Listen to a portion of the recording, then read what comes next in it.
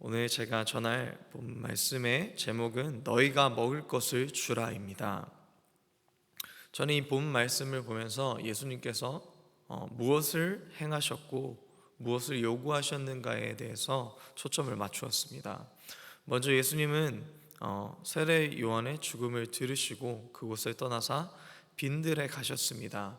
그 빈들에 가신 이유에 대해서는 마가복음 6장 31절 32절 말씀에 볼 때 이르시되 너희는 따로 한적한 곳에 가서 잠깐 쉬어라 하시니 이는 오고 가는 사람이 많아 음식 먹을 겨를도 없음이라. 이에 배를 타고 따로 한적한 곳에 갈새. 예수님은 휴식을 취하기 위해서 또 제자들에게 휴식을 주시기 위해서 한적한 곳으로 이동하셨습니다. 그런데 예수님은 그 휴식을 취하러 간 그 빈들에서 큰 무리를 보셨습니다. 예수님의 소문을 듣고 예수님께서 이러한 이적을 행하신다, 병자를 낫게 하신다 라는 그 메시아가 있다는 소문을 듣고 온 그 사람들을 보셨습니다. 그리고 무엇보다 중요하게 예수님은 그들을 보시고 불쌍히 여겨주셨습니다. 이 무리들은 예수님의 소문을 듣고 모인 연약한 자들이었습니다. 또한 누군가의 돌봄을 받아야 하는 자들이었습니다. 왜냐하면 예수님께서 이들에 대해서 설명하실 때 이들은 그 무리가 목자가 없는 양들과 같았다라고 설명하시기 때문입니다. 목자 없는 양들은 어떠합니까? 보호를 받을 수가 없겠죠. 양들의 특징이 있는데 양들의 특징을 보니까 눈이 나빠서 시야가 좁고 잘 솟고 잘 넘어지면 잘 못 일어나고 다리가 약해서 중심을 금방 못 잡으며 이기적이고 멋대로다. 또한 방향 감각이 없고 자기를 방어할 수 있는 수단이 없다는 것입니다. 우리가 이런 양들의 특징을 봤을 때 저는 내가 예수님을 만나기 전에 혹은 지금도 이 양의 특징을 가지고 있지 않은가에 대해서 생각해 보게 되었습니다. 저를 봤을 때 저는 시력이 좋습니다. 시력은 좋지만 이기적이고 멋대로이고 잘 넘어지고 내 인생의 방향도 잘 잡지 못하는 그런 내 자신인 것을 보게 되었습니다. 근데 그 무리를 긍휼히 여기셨던 그 예수님이 우리를 긍휼히 여기셨고 저를 긍휼히 여겨주셨습니다. 그래서 저는 느낀 것이 우리 또한 그렇게 주님께서 건져주신 자들이었을 때, 이 무리에 속한 사람이었을 때 주님께서 우리를 구원하셨고 우리를 불쌍히 여겨주셨다는 사실을 상기할 수 있었던 것입니다. 그렇기 때문에 오늘 예수님의 말씀처럼 먼저 우리를 먹이시고 지켜주신 그 예수님을 따라서 우리도 다른 이들을 먹일 수 있어야 된다는 것입니다. 그런데 이렇게 그리스도 안에서 채워짐을 받은 자들만이 그렇게 행할 수 있다는 것을 우리는 본 말씀에서 보게 됩니다. 20절 말씀을 보면 모두가 배불리 먹었다라고 나와 있습니다. 남자만 5,000명이 되는 여자와 어린 아이들이 포함되지 않은 거의 2만 명쯤 되어 가는 그 숫자의 사람들이 한 사람도 빠지지 않고 모두가 먹었고 무엇보다 중요한 것은 그들이 만족하였다는 것입니다. 게다가 남음이 있었다는 것입니다. 여러분들은 예수님을 왜 믿습니까? 영생이 있기 때문입니까? 저는 영생을 위해서 예수님만을 믿진 않습니다. 저는 예수님을 믿는 이유 중에 가장 큰 이유는 예수님 안에 채워짐이 있기 때문입니다. 영생을 원하는 이유가 죽음을 피하기 위함이 아니라 제가 영생을 원하는 이유는 저의 채워지지 않는 갈증이 예수님 안에서 채워졌고 그 채워짐이 있었을 때 제가 진정으로 행복할 수 있고 만족함을 얻을 수 있다는 것을 저는 깨달았기 때문입니다. 20대 때 방황할 때는 이런 만족함을 누려보지를 못했습니다. 무엇을 해도 즐겁지가 않고 행복하지가 않았습니다. 사람들이 많이 가는 그런 곳에 가서 밥을 먹거나 뭐 술자리에도 가서도 그냥 거기서 재밌게 노는 것 같아도 집에 돌아오면 공허한 뿐이었습니다. 그러나 지금 복음을 전하거나 찬양할 때나 내가 예수님한테 순종할 수 있을 때 가장 기쁜 제 자신을 발견하게 되는 것입니다. 청년 한 사람을 만나서 별것 하지 않고 말씀에 대해서 얘기하고 하나님에 대해 얘기하고 나의 삶을 나눌 때에 그때가 가장 기쁜 것인 것을 저는 제 자신의 삶 가운데서 발견하게 되었습니다. 여러분은 무엇을 할 때 가장 기쁘십니까? 어떤 것을 할 때 가장 기쁘십니까? 저는 운동을 정말 좋아해서 막 조기 축구를 한 10년 정도 했어요. 그렇게 10년 정도 할 때 어떤 마음이었냐면 그 전날에 너무 설레는 거예요. 운동을 가기 전에 너무 설레서 잠도 잘 못 자요. 새벽 5시에 나가서 운동을 해야 되는데 막 새벽 2, 3시에 자요. 근데 새벽 5시에 눈이 번쩍 떠져서 설레는 마음으로 그곳에 가서 운동을 하는 제 자신을 봤습니다. 그렇지 않습니까? 우리가 어떤 것에 정말 행복한 일을 할 때에는 그것이 너무나 설레고 나도 모르게 저는 정말 잠이 많은 사람임에도 불구하고 2시간을 자고 기쁘게 가서 운동을 할 수 있는 제 자신을 발견하게 됩니다. 우리가 그렇지 않습니까? 무언가 정말 행복한 일, 기쁜 일을 할 때에는 나의 피곤보다 앞서서 나의 만족을 누리게 되는 그런 초인적인 그런 능력과 힘을 경험하게 되지 않습니까? 근데 제가 회개하게 되는 것은 예배 나올 때나 새벽기도 이렇게 나올 때 왜 이렇게 피곤하지? 하는 마음. 예배를 내가 덜 사랑하고 있는 게 아닌가. 그것을 느끼게 되면서 주님 앞에 회개를 하게 되었습니다. 우리의 기쁨이 예수님이 될 수 있기를 간절히 소망합니다. 우리의 기쁨이 복음을 전하는 일이 될 수 있기를 간절히 소망합니다. 우리가 가장 빛날 때는 내가 높임을 받거나 사람들에게 인정을 받거나 내가 무언가를 성취할 때가 아니라 내 안에 있는 예수님이 나타날 때인 줄 믿습니다. 우리 안에 있는 예수님이 나타나고 빛나는 그리스도인이 될 수 있기를 축원합니다. 두 번째로 우리가 드릴 오병이어가 무엇인가를 이 시간 생각해 볼 수 있기 원합니다. 예수님은 어떻게 보면 말이 되지 않는 요구를 하십니다. 너희가 먹을 것을 주라 라는 말씀입니다. 제자들은 그만한 돈이 없었고 능력이 없었습니다. 이렇게 대답합니다. 마가복음에 200데나리온의 가치가 있는 빵을 우리가 어떻게 살 수 있습니까? 어떻게 구매해서 이 많은 사람들을 먹일 수 있겠습니까?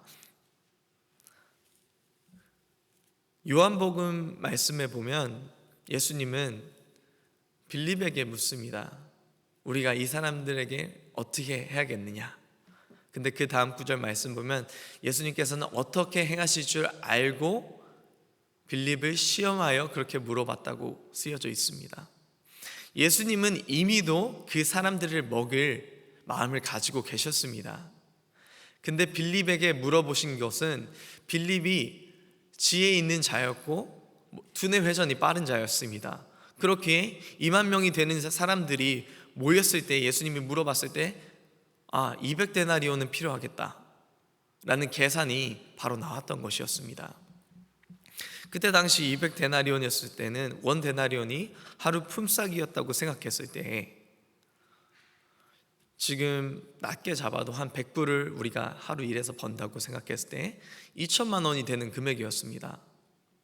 그렇게 생각했을 때는 한 사람당 1,000원 정도의 식비로 이 사람들을 먹이는 것이었습니다. 그렇게 되었을 때 그 2천만 원이나 되는 금액을 이 제자들이 가지고 있었을 확률도 없었을 뿐더러 또한 그 사람들에게 조금씩 수금하는 것도 불가능한 일이었습니다. 그때 안드레가 시몬의 형제 안드레가 예수님께 다가옵니다. 그리고 예수님, 이 한 아이가 떡 5개와 물고기 2마리를 가지고 있습니다. 근데 우리가 이걸로 어떻게 이 사람들을 먹이겠습니까? 하는 마음으로 이 떡과 물고기 2마리를 가져왔습니다. 예수님은 그것을 가지고 내게로 가져오라 말씀하십니다. 그리고 하늘에 축사하고 떡을 떼내어낼 때 오병이의 기적이 일어났습니다. 또한 이렇게 오병이의 기적을 예수님이 베푸시면서 예수님이 제자들에게 이 떡을 나누시고 또한 2만 명의 사람이 모였기 때문에 제자들을 통해서 또 사람들에게 나누어지는 그 광경이 있지 않았겠습니까? 이것을 통해서 예수님 말씀하시는 것은 제자들이 그렇게 복음을 전할 것이다 라는 것을, 이후에 그렇게 이루어질 것이라는 것을 알려주시고 보여주시는 것이었습니다. 오병이라는 것은 상당히 작은 가치인 것을 또 우리에게 알려주고 계시죠. 그리고 또 어린아이가 가져온 그것, 그때 당시에 보리빵과 물고기 2마리, 당시에 절대 막 고급지거나 그런 음식이 아니라 평민들이, 서민들이 먹었던 그런 음식, 그것을 가져왔을 때에 주님은 그것을 무엇보다 귀하게 여겨주셨습니다. 그리고 그것을 통해서 주님이 역사하신 것을 우리는 볼 수 있었습니다. 우리 또한 예수님의 제자들입니다. 예수님이 떡을 떼어 주실 때 음식이 불어나고 기적을 행하셨던 것처럼 우리가 생각했을 때 우리의 보잘것없는 헌신이나 믿음은 우리가 주님 앞에 가져올 때 주님께서 떼어주신 떡처럼 불어날 것입니다. 예수님은 우리 모두에게 생명의 떡을 떼어주셨습니다. 그 생명은 오늘도 많은 곳곳에서 복음을 통해서 흐르고 있는 줄 믿습니다. 우리가 그 생명을 흐르는 통로가 되어야 할 줄 믿습니다. 제자들이 반응했던 것처럼 내가 누군가의 영혼을 살리는 것은 내 능력 밖의 일입니다. 나는 할 수 없습니다. 그렇게 고백할 수밖에 없을 것입니다. 그러나 예수님을 믿는 우리는 내가 가진 것이 주님 이것밖에 없지만, 이 떡 5개와 물고기 2마리밖에 없지만 예수님께 드립니다, 이렇게 고백하며 나아갈 때에 주님께서 신실하게 일하여 주실 것을 믿고 나아갈 줄 믿습니다.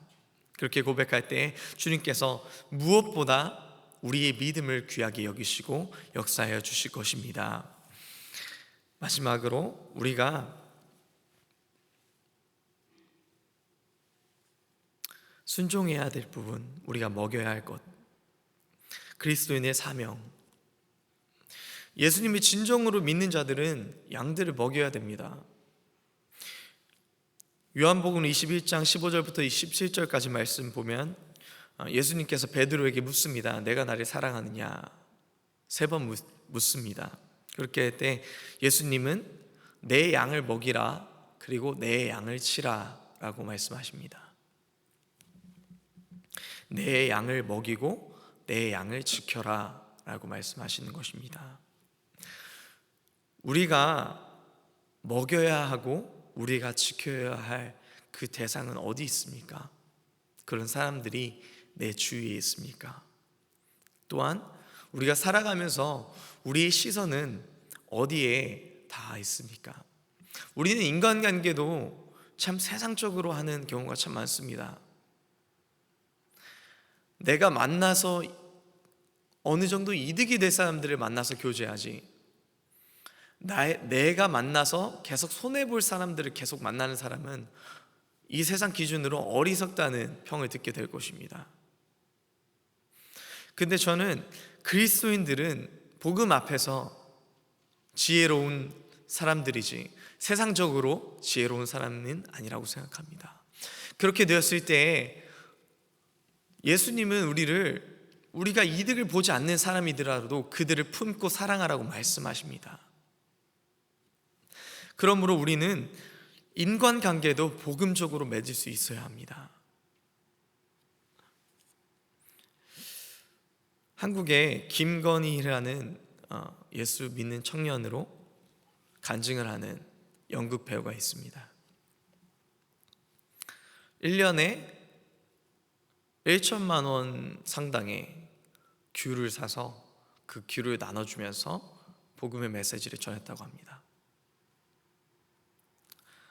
그래서 1년에 6만 명의 사람을 만나고 대부분 그 사람들의 대상은 윤락가의 여성들이나 노숙자들이었습니다.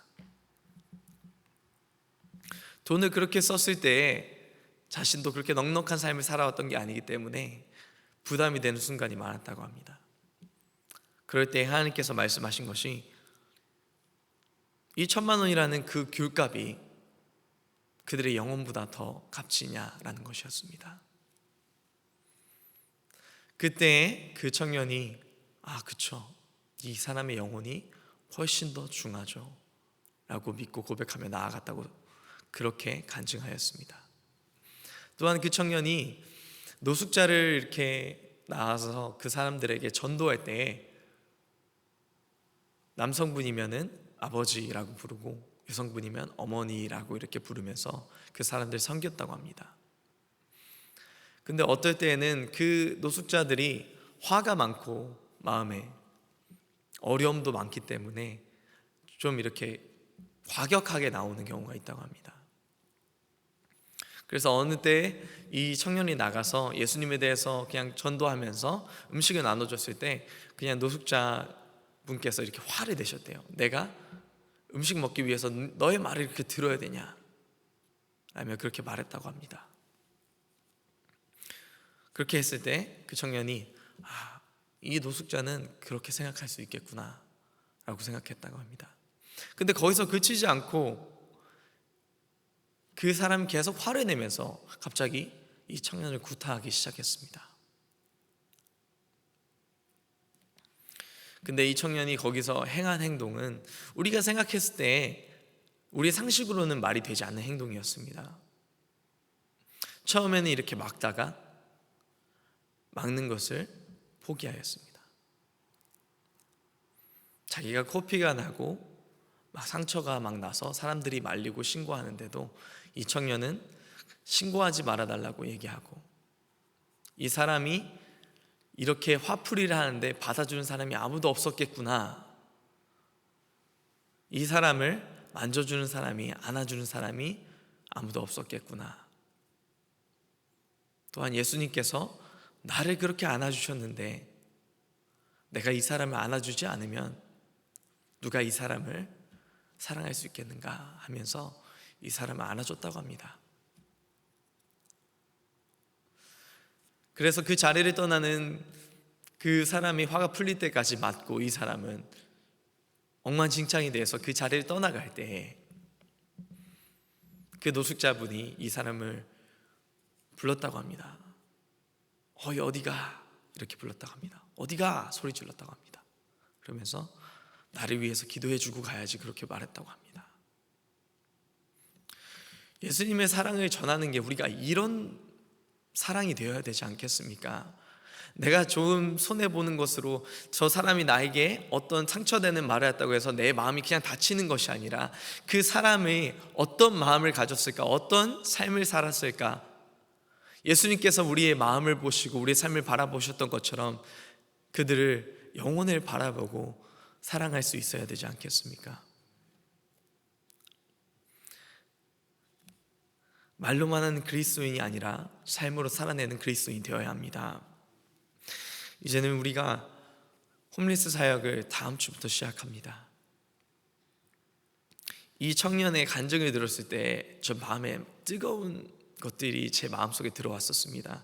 이게 꽤 오래되었고 꼭 이 홈리스 시작을 꼭 시작하고 싶었습니다. 저는 어떤 사람들은 그렇게 얘기합니다. 제가 같이 일하는 친구도 그렇게 얘기하더라고요. 홈리스 사역 그 사람들 그냥 인생의 낙오자들 아니냐, 다시 일할 그런 것도 없고 일하면 되는데 다시 일어서면 되는 거 아니야, 그냥 마약이나 술하면서 아무 희망도 없는 그런 사람들 도와줘서 무엇하냐, 그렇게 말하더라고요. 근데 그런 기준에서 예수님이 우리를 보셨으면은 우리는 어떤 사람이 구원을 받을 수 있었겠습니까?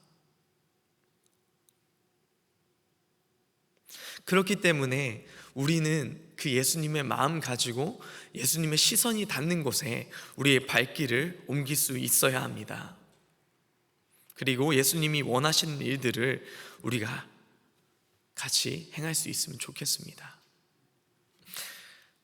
14절 말씀 보면 4가지 동사가 나옵니다.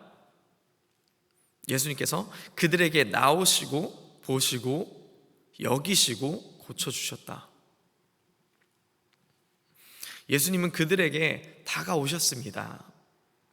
그리고 그들의 형편을 보셨습니다. 그 형편을 보시고 예수님은 그들을 불쌍히 여겨주셨습니다. 그리고 그들에게 치유가 필요하심을 알고 그들을 고쳐주셨습니다.